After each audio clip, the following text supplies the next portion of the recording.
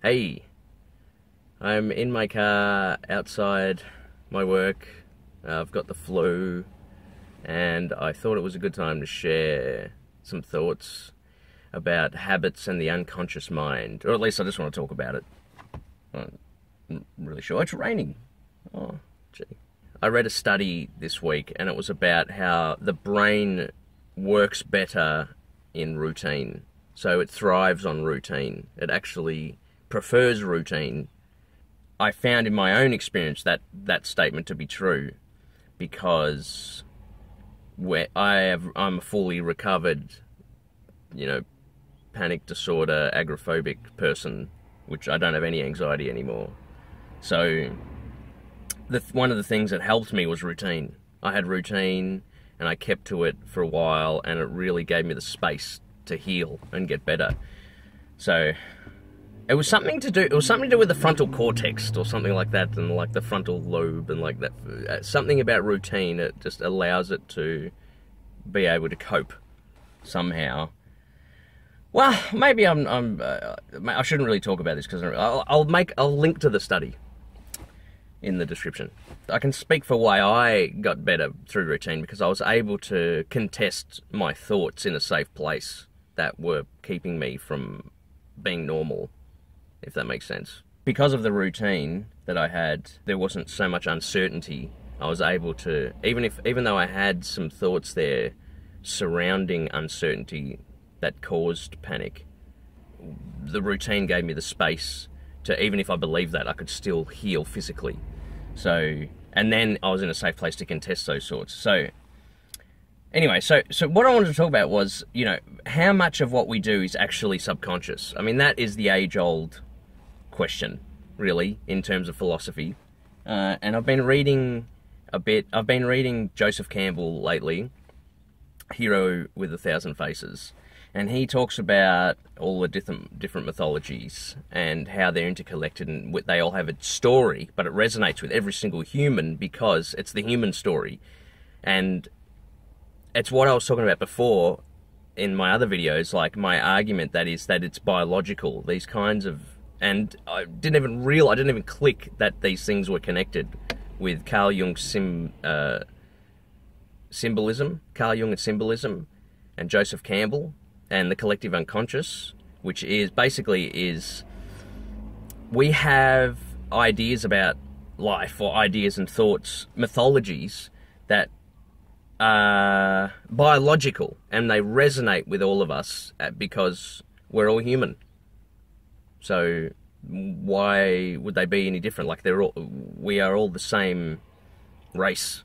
So these things are in there, regardless. So, but then there was another study that I read that was something like, oh my god, it was a really high. I don't know where the number came from, but it was something like 95% of everything you do every day is a subconscious act. There was some ridiculous thing like that, and it makes you wonder, like, how much of what we're doing and what our beliefs are driving our actions. So I guess I'm in a place where I've been contesting these things over from the journey of healing from agoraphobia and a panic disorder. That's when it began for me, really, which was only 5 years ago.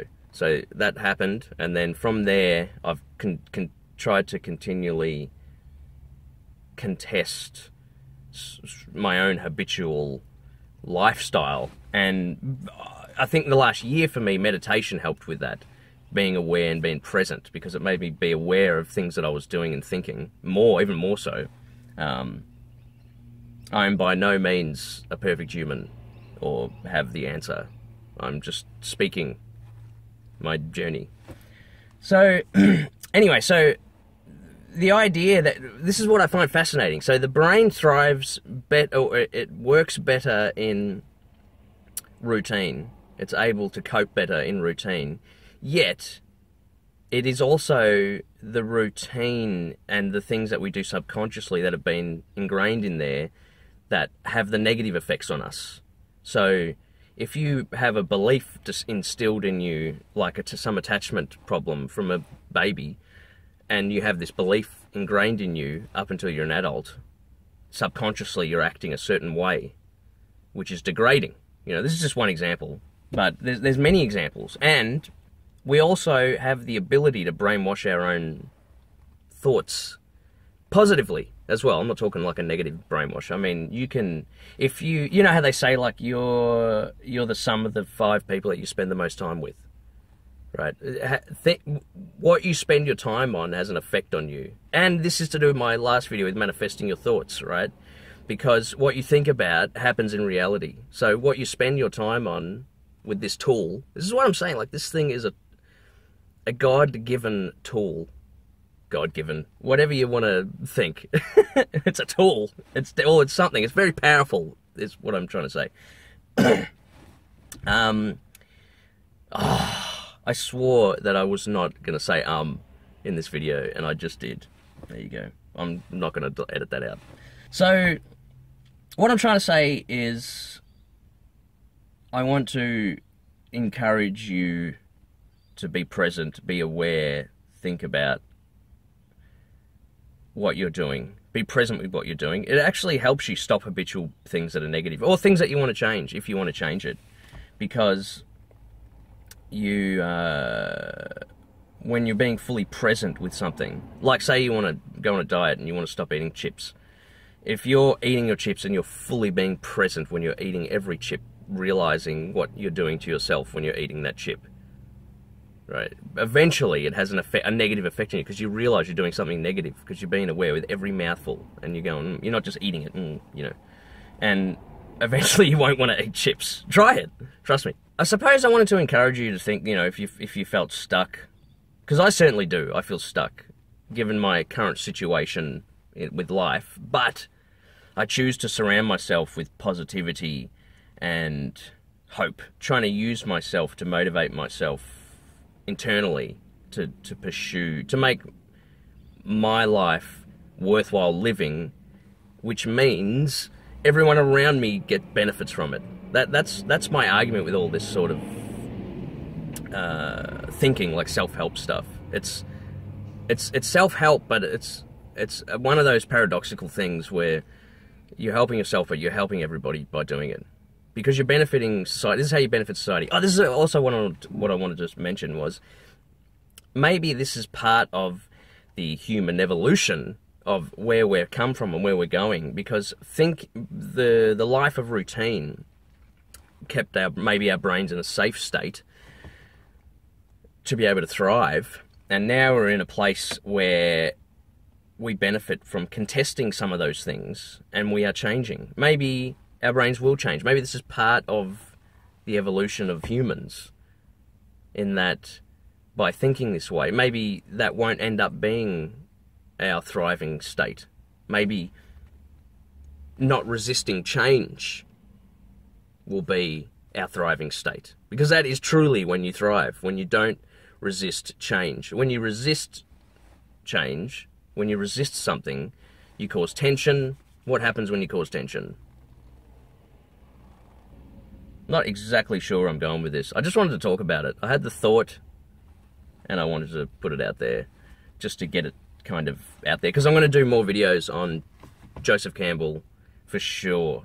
I had no idea about this guy until recently, and I'm fascinated by his thoughts, because I came to some of his conclusions before I even heard of him, and for some reason I thought, oh gee, it's really weird that no one's ever thought of this before, how underlyingly connected all these mythologies are. I mean, obviously Carl Jung talks about it with the collective unconsciousness and symbolism, but not on the mythological depth. The only person I heard talk about it is Jordan Peterson, who's a hero of mine. He's a philosopher. He's still alive today, and fantastic mind.